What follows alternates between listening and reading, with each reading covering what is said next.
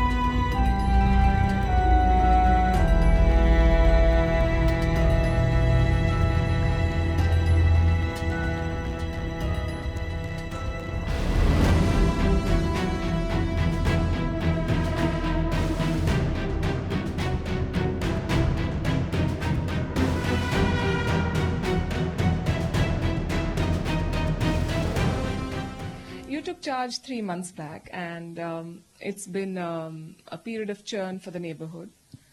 Would you say that China is still the biggest security challenge for India, and how do you assess the situation at the border given the high levels of troop deployment and the tensions, and at the same time statements from the Chinese side saying there is progress and more convergence and fewer differences?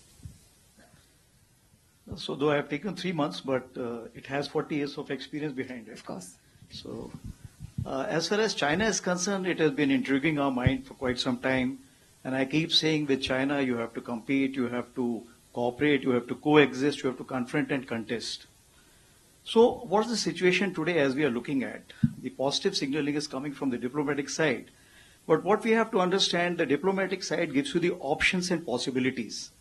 But when it comes to the execution on ground, when it relates to the ground per se, it is dependent on the military commanders on both the sides to take those decisions. So what's the situation today? It's stable, but it's not normal and it's sensitive. So if that be the case, what are we wanting? We are wanting that the situation, what was there pre-April 2020, that should be restored back. Whether in terms of the ground occupation situation or the buffer zones which have been created or patrolling which have been kind of planned as of now. So till the time that situation is not restored, as far as we are concerned, situation will remain sensitive and we are fully operationally prepared to face any kind of a contingency which will come through. And in complete gamut, if we see, the trust has become the biggest casualty. So do you see progress? Because that is the word that is being used a lot, that there is progress. Do you see a possible deal on, say, on Demchok or some other place?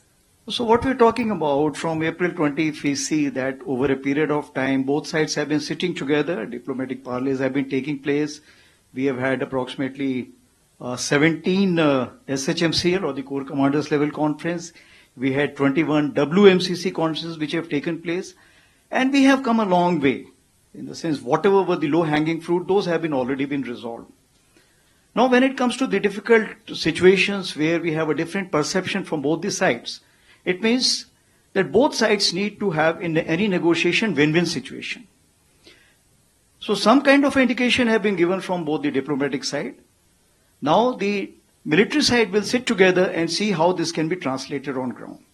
And when it comes, what is on the table? Everything which is we can think of, it's on the table along the northern front, and it also includes Depsang and Demchok. China has also been building a lot of infrastructure, including the so-called model villages along the border, in an attempt to assert its claims, territorial claims. And India has, of late, also started building such villages, mostly in Arunachal Pradesh. Does it help in countering Chinese expansionism? So let me take firstly why China is constructing those villages. Is the China population close or the Tibet population close to the line of actual control? I find most of the places the answer is no. So what they are doing, they are carrying out this artificial immigration, artificial settlement which are being carried out. No problem, it's their country, they can do whatever they want. But what we see in South China, see what's happening. that when we are talking about the gray zone, initially we find fishermen and those kind of the people who are in the forefront. And in order to save them, then you find the military moving in. So is it leading to some kind of a gray zone where the causation may look very simple, but it may have a grandiose design behind it? That's what we need to look into. As far as Indian Army is concerned, we already been having this kind of a model villages, etc., which we have been carrying out this job. We have Ops Sadbhavna, Ops Samaritan, we have been having these kind of resources. But what is more important, that the state governments have been empowered now to kind of put in those resources, and this is the time where the army, the state governments, and supervision by the central government, all three are coming together. So the model villages which are coming up now will be much more better. And here I will quote our Prime Minister on 1st of April 2023. When we talked about the Vibrant Village programs, he spoke to all the commander-in-chiefs. He said, what I am looking from the army is basically to provide the soul to these villages. What it means, if you translate, that cultural revival, the trust among the local population that the whole of India is supporting them. They are not the last village, they are the first village. The reverse immigration which must take place. The tourism must come up, and they should feel important wherever they are staying.